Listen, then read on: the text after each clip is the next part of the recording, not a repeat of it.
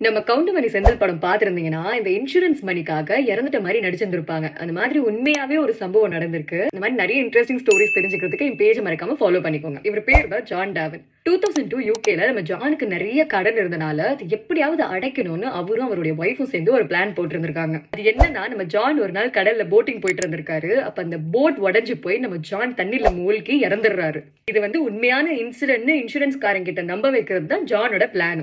எப்படியோ போட்ட plan execute பண்ணி ஜான் இறந்துட்டாருன்னு ஜானோட ஒய்ஃபும் நடிச்சு இன்சூரன்ஸ் காரனை நம்ப வச்சுட்டாங்க. அவங்க நினைச்ச மாதிரி இன்சூரன்ஸ் அமௌண்ட்டும் கிடைச்சிருச்சு, எல்லா கடனுமே அடைச்சிட்டாங்க.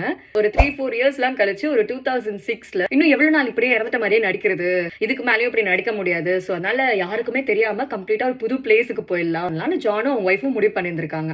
அந்த புது இடத்துக்கு போய் வீடு பாத்துக்கிட்டு இருந்திருக்காங்க. அங்க அவங்க பார்த்துட்டு ஒரு ப்ராப்பர்ட்டி பிடிச்சிருந்திருக்கு. அவங்க கூட அந்த ரியல் எஸ்டேட் ஏஜென்ட் கிட்ட ஓகேன்னு சொல்லியிருக்காங்க. அந்த ரியல் எஸ்டேட் ஏஜென்ட் என்ன பண்ணிருக்காரு, இவங்க 2 பேரையும் அந்த வீடு பக்கத்துல நிக்க வச்சு ஒரு போட்டோ எடுத்திருந்திருக்காரு. இதுல என்னன்னா, அந்த ரியல் எஸ்டேட் ஏஜென்ட் அவருடைய வெப்சைட்டை ப்ரோமோட் பண்றதுக்காக அந்த போட்டோவை வெப்சைட்ல அப்லோட் பண்ணியிருந்திருக்காரு. இவங்களுக்கு தெரியாம யார் ஷேர் பண்ணியிருந்திருக்காங்கன்னு தெரியல. கொஞ்ச நாள்லயே வந்து இன்வெஸ்டிகேட்டர்ஸ் ஆபீசர்ஸ்லாம் அந்த இடத்துக்கு ரீச் ஆகி ஜானுடைய ஒய்ஃபையும் கண்டுபிடிச்சு 6 இயர்ஸ் ஜெயில போட்டாங்க.